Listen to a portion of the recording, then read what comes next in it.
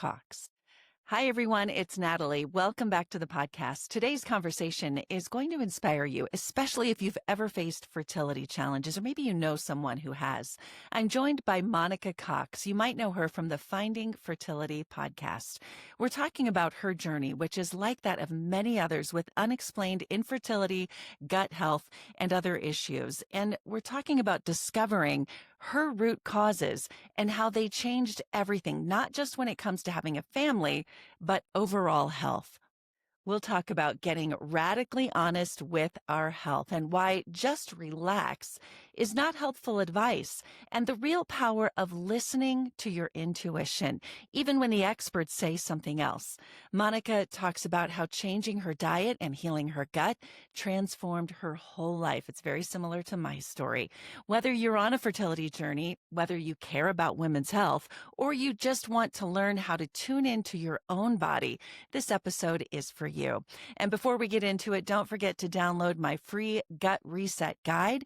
It's easy and it's quick to get at natalietysdal.com/gut reset. I promise paying attention to your gut will be the difference maker in your overall health. Again, it's natalietysdal, TYSDAL.com/gut reset. All right, let's get into it today with my guest, Monica Cox. Monica, thank you so much for joining me. Hi, thank you so much for having me. I'm completely honored to be here. You're over 100 episodes now, and I know you've had some amazing experts on, so I'm just honored to be a part of this. Well, thank you. And it's just an honor to have you. I know you have a podcast. You talk all things fertility. I've done fertility topics in the past, but the way you talk about fertility and the thing I want to talk about today is getting to the root cause. Yes, that is essential. Not just to see the two pink lines, not just to have your baby, but to actually become the conscious mama and thrive in motherhood. Because I think a lot of us are kind of sold a different story about what true motherhood is, especially in this society. So if you can really come back to yourself, which might have to start with the physical body, it just changes the game. Yeah. Well, we were chatting just before we started. I try not to chat too much. We want to save it for recording, but we were talking about how gut health. So let's talk about that first, because I talk so much about gut health because of my own gut health journey. But I never thought about that being the problem when I had miscarriages. Which I have 3 children. I had 3 miscarriages in between those children. But some of these things, including your gut health and root causes, can be why you're having fertility issues, right? Oh, absolutely. It was my root cause. It was the reason why I had unexplained infertility. So I was normally cycling, I was healthy, I was active, I didn't have thyroid issue, all the things that the doctors look for. They're like, nope, there's nothing that we see, you're unexplained. And so we got pushed into the IVF system.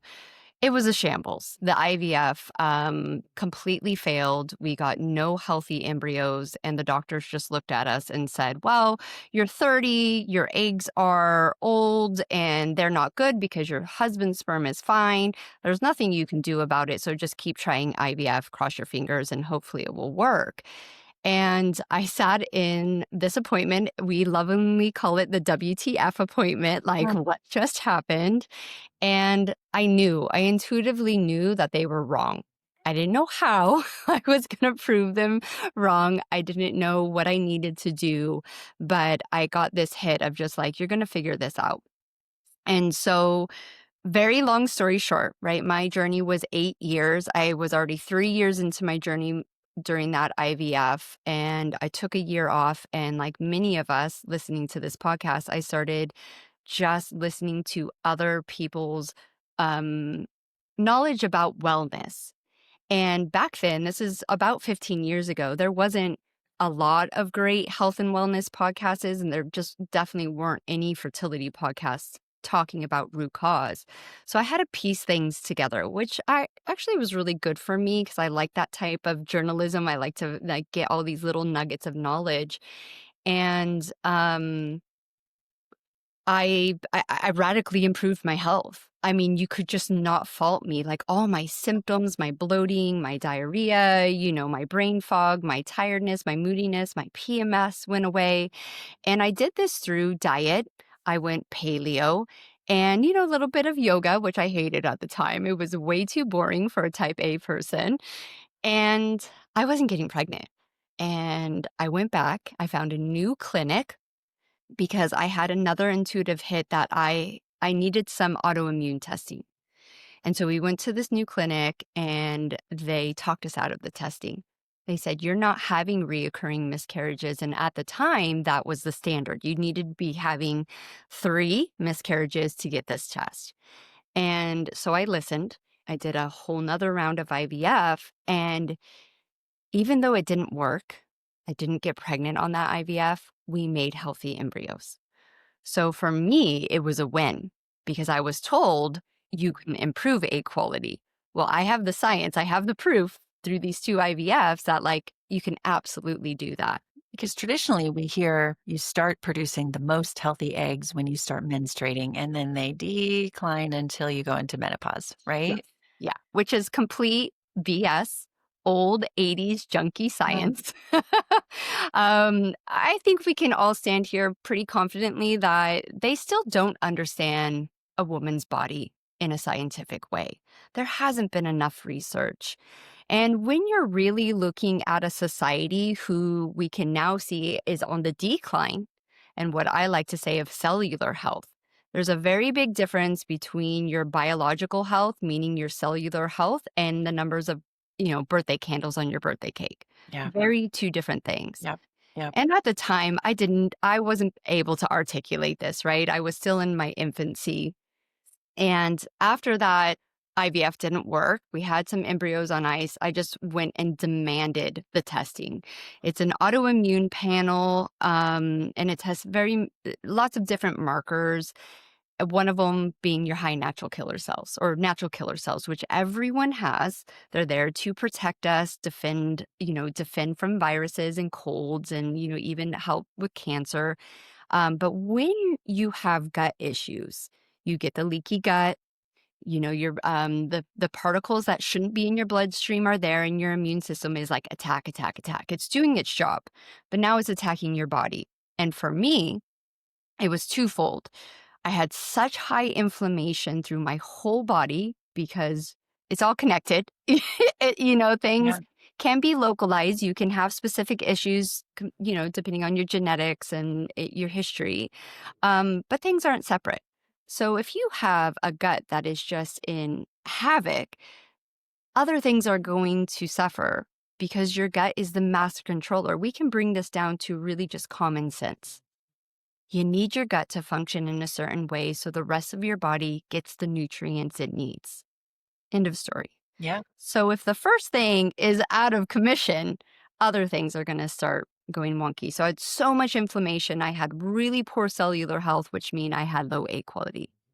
The other thing that was happening in my body at a very extreme level was that even if I made a healthy enough embryo to get to implantation stage, my body would attack it right away. Mm. And so I knew intuitively I had some few early pregnancies, but never saw a positive pregnancy test. And that's because my body was just like, that's a foreign agent. Your embryo is a foreign agent until about the 12-week mark where the placenta takes over. So we demanded the testing, and this is after a year of being healthy. The doctors were like, you are so healthy. We do not know why. I look good, right? Like I felt good. I looked good. I Yeah. was maybe like 32 by this time. So I was much older than 27. And I still had high natural killer cells, even after being perfect. And so we went with the medical system using the immune suppressing drugs and the things that they know how to do to get you pregnant and stay pregnant. And our first embryo transfer, I got pregnant finally. And you're talking 5, almost 6 years into Mhm. this. But unfortunately, I had a miscarriage. Mm. Went back at the 7-week scan. There was no heartbeat. Oh. And of course, it's devastating. Yeah. But in my journey, it gave me hope because it was the first time I got pregnant. Yeah. So I had this little glimmer of like, hey, this is possible now. You can Yeah. do this. Go Yeah. back to the drawing board and see what you've missed.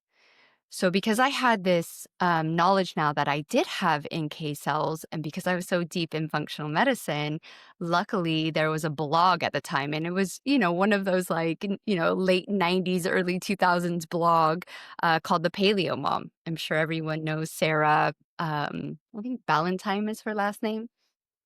And she This was was the talking, big paleo movement back yes. then. Yeah. And she was talking about gut health and how your gut health is really linked to autoimmune issues. She talked about autoimmune paleo diet. And so I was like, you know what? I'll give that a try. I've done so many radical things, some that didn't, harm my fertility, harm my health. I was like, why not? And that's when I discovered that I was really highly intolerant to things like the nightshades, the tomatoes, the Mhm. paprika, and with hindsight, because what happens in our journey is we judge ourselves from our lowest point. And so we're judging, oh, I'm so much better. I'm so much better. And we're not looking at those little neat, little things that you're like, well, that's nothing. After 3 weeks of eliminating the nightshades, my last symptom went away, gone. Really? So Yeah. tomatoes, eggplants, what are the other nightshades that It's like paprika, a lot of the, peppers. So yeah, it's just this group of foods. I'm drawing a blank on what they have in it. It's a protective element in nature, so, like, bugs don't get it. And for people who have, various different things, it could be genetic, it could just be low gut health. For me, fast forward 10 years, I found out that I stored a lot of emotions in my gut. Mm. So there can be several different factors that make you just super sensitive to these types of foods that really should be healthy for us. Yeah. They are amazing foods, even, all foods have a yin and yang, right? Everything in proportion. And so fast forward, did that, got pregnant with my IVF baby using immune suppressing drugs, which I still needed at the time. But his pregnancy, I was just perfect. And I don't say that you need to be perfect to get pregnant. I didn't have the knowledge that I have now, but I think that perfection really allowed my gut to truly heal. I stayed away from things that I was intolerant to. I ate a really wide variety of foods that I could eat. I brought in the ancestral foods that are completely not in our diets anymore, the bone broth, the organ meats, um, and even like fish oil, which a lot of women are told not to have during pregnancy. And I'm not going to say have them, but you know, they worked for me.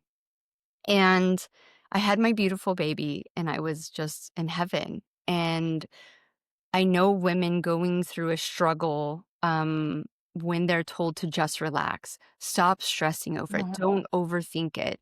It's one of the worst things you can say to them. Yeah, And absolutely. That's even more frustrating, and then I think they're stressed out even more. even more. But there's a pattern running behind that. So when we take radical responsibility for why we have to kind of death grip this journey, we are contributing to high cortisol levels. We are putting ourselves in fight or flight. And I know now with hindsight, the perfect diet, the perfect supplement routine, doing yoga, doing meditation, if you are in this kind of false surrender or this false, well, I'm doing everything right, so I should be perfect, the emotion and the patterns behind that doing, right? It's not the doing, it's the frequency behind the doing will catch up with you. And Yeah, so motherhood taught me that.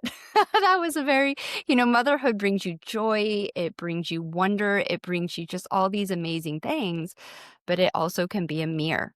And it can show you things of like, wow, why did I just flare up over that red popsicle? Like, why is your crying just driving me insane?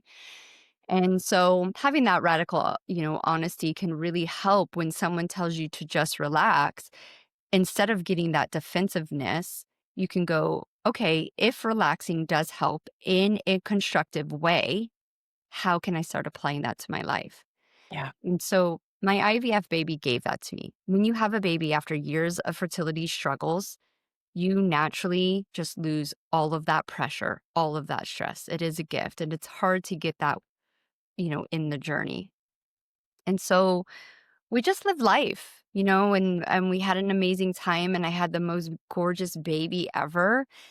And we went back for our twins. We had 2 embryos left on ice. We knew that that's what we wanted. We were about to leave the United Kingdom and move to Hawaii, and the stars were in line. I had the diet, I had the immune suppressing You had drugs, learned so much, right? I everything had had the changed. success. You were ready. Yeah. Beyonce was pregnant with twins. I was seeing egg yolk with twins, like, right? It was going to happen. And I got pregnant, but then I had another early miscarriage. Mm. And that miscarriage was a little bit more devastating for me because it was the end. I was 8 years into the journey. I had 5 medical treatments. We spent a lot of money because we paid for it all of ourselves, even though we were living in the UK. And it was done. We were done. And at that time, we're talking about almost a decade ago, I still didn't have people like me on the internet saying, this is a reality. Yeah. Your fertility is innate. Your body knows what it needs to do. You do not need to overthink it. You have to find the root cause and care for that in a loving way, in a way that is going to heal, resolve, but also you're not stressing over it, which that balance is a journey. So did you give up after that thinking, I'm just going to have one child and this will be it? Or did you know you were still digging for the root cause? Oh, no, absolutely. I was done. 8 Yeah. years, I was Yeah. done. And to be honest, there was more for my journey to do in my soul's purpose, my life here on Mm. earth. But at that time, I was done with fertility. There Yeah. was really no more I could do. And 2 months after that miscarriage, I was pregnant naturally with our second son. Mm. And You had I done all of this foundational work yes. in figuring these things out that you probably wouldn't have done Y otherwise. 100%. Yeah. Um, when you get to the end of any journey, you get to choose how you define your journey. And that comes with the growth and healing of your mindset, your emotions, just becoming, growing as a person. I look back at my journey now and I'm grateful for it. I would have had major thyroid issues. I would have had, I have a friend at 41 diagnosed with colon cancer, Mhm. right? I definitely was headed to a very traumatic health situation if my fertility didn't wake me up. Now, fertility struggles is hard. It's very, very hard. Physically and emotionally, obviously, that's probably the biggest impact. Mhm, mhm. But I never felt my life was on the line. So to take these actions during a time where it was emotionally hard, physically hard, but never fearing for my life, but giving myself decades and not having to go through the struggles that I just recently helped my dad pass at 68, because he didn't want to take care of anything Yeah. physically, mentally, emotionally. Um, you know, like I just said, friends being diagnosed with cancer in their early 40s. That's hard. That Yeah. is hard. So my fertility journey set me up to not only be able to thrive as quote unquote an older mom, as like the medical system likes to put it, but also get through hard times, and watch friend and family members go through these struggles and be there for them on an emotional level of being a steward, of being a part of their journey, because the old me would have tried to control their Right. journey. You need to do Yeah. this, you need to do that. You're gonna, it's just like, okay, here's some options. This is what I know. I'll Yeah. help you, but if not. So, um, My journey just taught me a lot. And when you're in a thick of a health journey, wherever you are at, it's it comes down to the choice of how you're defining yourself right now and what you want your future to look like. Yeah. So, a lot of the women you work with, I love it that you get to the root cause. I love it that you're actually helping a woman's overall health in their hope to get pregnant. But a lot of the women you work with are in their 40s Mhm. or beyond, which of course, we know the statistics show that women are trying to get pregnant. They're delaying families and they're trying to get pregnant older. How do you start that process with them from what you've learned and in what you do now full time? Where do you start with them? Yeah. So, first, we have to be radically honest, right? We're having different conversations at 35 and 45. We're having different conversations close to 50.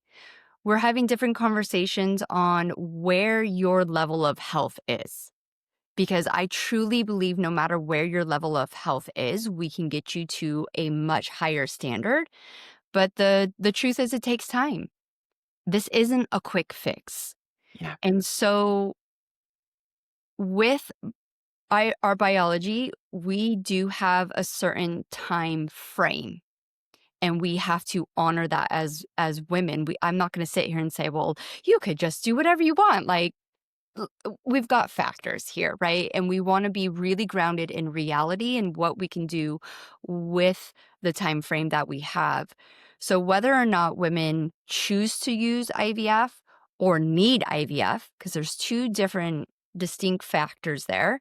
Some people need IVF, especially when we're a little bit older and our health is a little bit lower, right? We want to get our health up to a certain point before using any medical treatment, but we need to be really radically honest. But the thing that I always start with is if you are prepared to show up for yourself at any age, taking the time to increase your cellular health, minimum 3 months. I would prefer 6 months to 9 months, but most people feel completely time poor. I have a 29-year-old that feels time poor, right? Because Yeah. of the way society has talked to us and told us and just drilled it into Yeah. us. Yeah. I can promise you that if you take the time to really improve that cellular health, you're gaining time back. Yeah. You have to Absolutely. I get mean, that's true for me, with 3 kids and beyond college even, like, once you really focus on that and the cellular health, is a big one. So yeah. you start with the cellular health, the gut health, these types of things. What else? What advice would you have for people who are in this or they know someone who's in it in just getting that base health good first?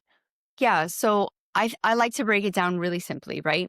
If you can find the foods you are intolerant to right now because your food intolerances change throughout your life, find what is affecting you right now and bring in a wide variety. That's the other thing people miss is that they have like 10 things that they eat because they're just so scared of everything else. So find the food intolerances, bring in a wide variety, and focus on healing the gut microbiome with the ancestral foods that are out of your diet. Um, it's so easy now. When I was going through this, like you had to eat the liver and you had to make your own bone broth. You could not go to the store Mhm. and buy these things. You can get your liver in the mincemeat now. You can get them in freeze dried capsules. Like these things are so accessible. So there's no excuse. That's how I healed my gut. I was in a time where I didn't have over testing. I didn't have the supplements that they have nowadays. I healed my gut with real food and ancestral food. That it's that simple. And you have to give it time. It took you decades to get to where you are. Yeah. Your body is a healing machine. It has been fighting for you the whole entire time. It's never let you down. When people are like, oh, my body's let me down, your body lets you down when you die. Your body says, I'm done when you die. Yeah. Before that, it is fighting so hard for you. So, if you can find the things that are causing the inflammation, contributing to the Mm. inflammation on a physical, that's going to move the needle massively. You're going to see massive improvements within weeks to months, and watching your common and normal health symptoms disappear first. Because your fertility is one of the first things your body's going to switch off. And it might be one of the things that last things your body switches on Yeah. because it's not essential for you to live. So give it time, know what you need to do. When you know, this is a big thing with functional medicine right now, and I get a lot of clients, I've done these 100 tests, been told these things. Your intuition and your discernment is going to be your superpowers moving forward in this day and age with AI, with media, with so much knowledge, this science, that science, right? Everyone's right and everyone's wrong at the same time. Your intuition and your discernment is going to be your superpower and feeling in, okay, I got told this. It feels good. I feel good when I eat this way, but I'm scared because I'm not doing this or I'm not doing that. But when I did that, when I brought those eggs in, I had a vegan bring in like 5 eggs a day. She's like, I feel bloated. And I'm like, then it's not for you. That's right. You know, Yeah. it's like, But don't we're listen so to gurus. we listen to everyone but ourselves Yes. and our intuition. So really learning to listen to your body when you eat that. How did I feel? And logging it, journaling about it, paying attention to it. That's huge. Yes. Yeah. And it's going to change the game for you because you're not Yeah. going to be ping ponging on all these different things. Yeah. When you're doing tests, when you're getting into functional medicine, remember tests are a snapshot of time of your past, Mhm. not of your future.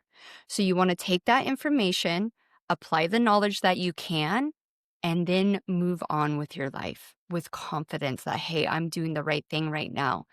And the number one thing that most people are missing, really in a fertility journey and in life, is joy. We're so caught up in the science, in the doing, in the knowledge that we are not really living our authentic joy and getting out because we think, oh, well, that's not contributing to my healing. I need to know more information. I'm not healing fast enough. And so, especially in a fertility journey, you lose your passions, you lose your joy, Yeah. you kind of almost lose your love for, the intimate part of the journey because it becomes a chore.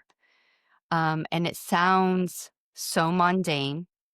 It sounds like you're not doing anything, you're not fixing anything, but that is the most powerful thing next to cellular health that you can do for your journey. And when you become the radical observer of your life and you look at your default energy and you're like, "Oh my gosh, I am running on high anxiety during my yoga session." Like, the Yeah. yoga's not gonna work. Yeah. Those cortisol levels, it really makes such a difference. Monica, I've learned so much, and I know there's so much more that you can help people with. So, where can people find you? Where are you online? Yeah, so I'm finding fertility everywhere on the internet from my podcast, social medias, and website. And if people are really interested in getting into looking at the holes in their journey, where they can go, they can DM me the word dreams. And that's kind of my superpower. I am just able to look at your journey, look at everything you're doing right, and show you where you really need to hyper focus on, whether it be cellular health, the subconscious mind, the nervous system, or even just bringing joy back into your life. Yeah, well, I encourage anyone who's listening who's going through this or knows someone who might be going through this to forward the podcast because it might just help that person and might give them more years on their life like it did for you, Monica, and being the wake up call to change. Yeah, absolutely. Thank you so much for having me on and letting me share my message. Yeah, it's been a pleasure. Thanks for sharing your story. Thank you.